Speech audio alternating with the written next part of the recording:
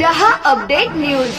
शहरातील नागद रोड परिसरातून 15 वर्षीय अल्पवयीन मुलीचं अपहरण झाल्याची घटना उघडकीस आली होती।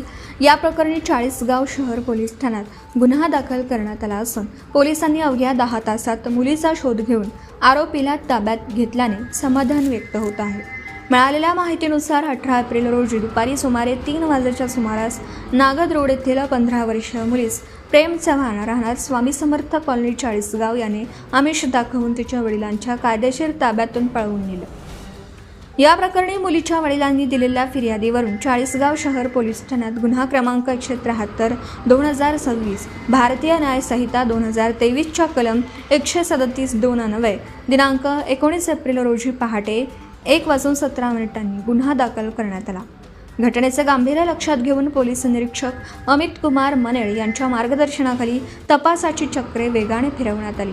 गुप्त माहितीच्या आधारे मुलगी ही काळेवाडी तालुका हवेली जिल्हा पुणे येथे असल्याचे समजताच पोलिसांचे पथक तात्काळ तिथे रवाना करण्यात आले। स्थानिक पोलिसांच्या मदतीने आरोपी प्रेम चव्हाण याला ताब्यात घेऊन मुलीची सुटका करण्यात आली। त्यानंतर दोघांना 40गाव शहर पोलीस ठाण्यात आणण्यात आलं।